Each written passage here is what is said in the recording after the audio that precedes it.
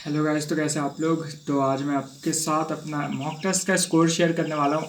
कभी मैं क्योंकि आजकल मैं 15 दिन बाद हमारा एग्ज़ाम है, तो एक दिन मॉक टेस्ट एक दिन पीवाईक्यू मैं दे रहा हूँ। और कल मैंने दिया था एडवांस फुल टेस्ट जो है 2025 वाला, उसका सेकंड वाला दिया था। एडवांस फुल टेस्ट सेकंड आपको मिल जाएगा टेक्स्ट बुक पे, आप दे सकते हो उसे। और उसमें मेरा स्कोर करीब बहुत इतना अच्छा भी नहीं आया है। और मेरे मोस्ट ऑफ मॉक टेस्ट या पीवाईक्यू में उसमें मेरे मार्क्स करीब 150 प्लस रह रहे थे अभी तक, लेकिन मोस्ट ऑफ में। पर इस बारी मेरा स्कोर थोड़ा बेकार सा आया है। और मैं बिल्कुल भी थोड़ा डिप्रेसिंग नहीं बोलेंगे, लेकिन थोड़ा उदास होने वाला, अगर कोई जो बिगिनर है या वो इस मॉक टेस्ट को देते हैं तो वो काफ़ी उदास भी हो सकता है। तो इसके लिए कॉशन पहले ये रहेगा कि आप लोग इस टेस्ट को मत देना अगर आपका स्कोर काफ़ी अच्छा नहीं है, क्योंकि फिर स्कोर बेकार आता है ना, फिर पढ़ने का भी मन नहीं करता जिस हिसाब से हम अदर डेज पढ़ते हैं। तो गाइस, इसलिए मैं आपको सजेस्ट करूँगा कि आप कुछ टाइम, जैसे आप 4-5 दिन पीवाईक्यू दिया करो, फिर एक मॉक टेस्ट। अगर ज़्यादा कम स्कोर आ रहा है तो आप सिर्फ पीवाईक्यू दिया करो, क्योंकि उसमें स्कोर ठीक रहता है, बैलेंस, और एक्चुअल एग्ज़ाम में भी वही होता है, तो कॉन्फिडेंस भी कम नहीं होता है। और मेरा स्कोर तो करीब इसमें 139.5 आया, बहुत लो स्कोर है। और जो कि एग्ज़ाम के करीब आने से काफ़ी ज़्यादा कम हो रहा है, पता नहीं क्यों। और थोड़ा मेरे क्लोज टेस्ट में थोड़ी ज़्यादा गलती थी इस वाले में। क्लोज टेस्ट में नहीं, जो पैसेज में गलती थी। इसका पैसेज मेरे को थोड़ा सा लगा था। एक एक जो सेकंड वाला पैसेज था, 3 पैसेज थे, और फर्स्ट और थर्ड वाला तो इजी था।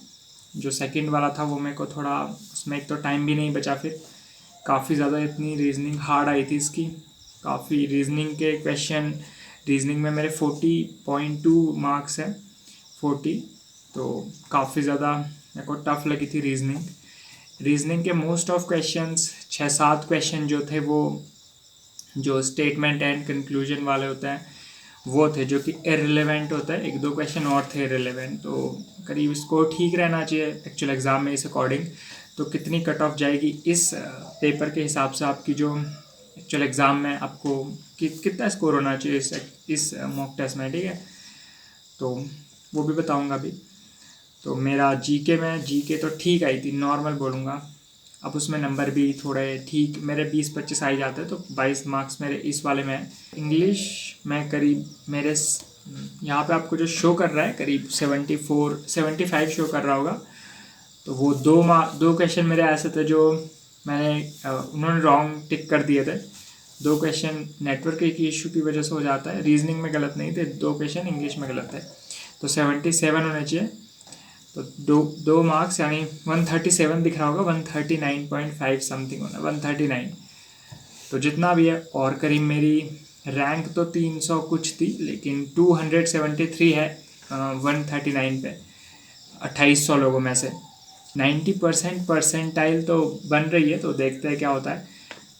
और गाइस, मैंने इस पेपर में 177 क्वेश्चन अटैम्प्ट किए थे 200 में से।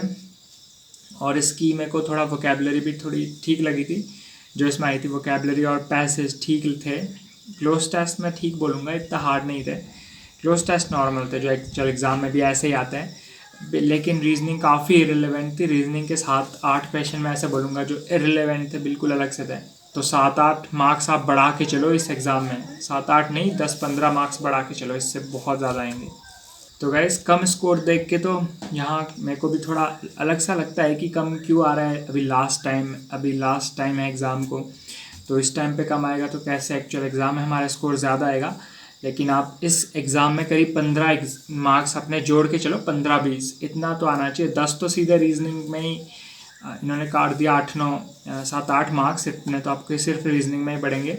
और एक पैसेज इतना हार्ड दे देता है, इतने नॉर्मली आते नहीं नॉर्मली, तो करीब 5 मार्क्स उसका। और जीके और इंग्लिश थोड़ी और टफ भी थी। टफ मेरे खुद में 85 प्लस रह रहा हूँ मॉक टेस्ट में, और पीवाईक्यू में तो 77 तो मेरे आए हैं। तो 7-8 मार्क्स आप इंग्लिश में भी थोड़ा प्लस करके चलो, टोटल 16 से 20 मार्क्स आपके बढ़ सकते हैं एक्चुअल एग्ज़ाम में। और मेरी भी करीब 155 इतना रहना चाहिए इस एग्ज़ाम में, काफ़ी ज़्यादा इररिलेवेंट था, तो आप टेंशन मत लेना और इसे दे सकते हो। क्योंकि एक्चुअल एग्ज़ाम में थोड़ा हार्ड क्वेश्चन तो कुछ तो आएंगे ही ना, तो उनके लिए आप डरो नहीं, तो इसलिए आपको मॉक टेस्ट भी देते रहने चाहिए। लेकिन इनका इफ़ेक्ट नहीं होना देना चाहिए कि खुद पे फिर पढ़ नहीं रहे हैं ऐसा वैसा, कि पढ़ाई का मन नहीं कर रहा, ये नहीं होना चाहिए। और मैं खुद मानता हूँ इसमें इंग्लिश जो थी टफ़ थी, रीजनिंग के सारे इररिलेवेंट थे बिल्कुल ही।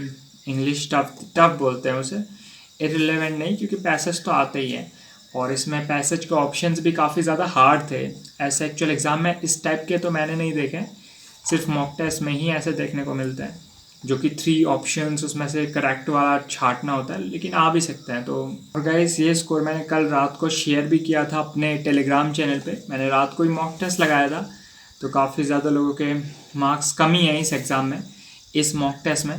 तो आपके 130 प्लस है ना, या 125 प्लस भी है, तो काफ़ी मतलब ठीक स्कोर है। 125 नहीं होना चाहिए, 130 होगा तो अच्छा स्कोर है। 150 कर लोगे एग्ज़ाम में, ठीक है।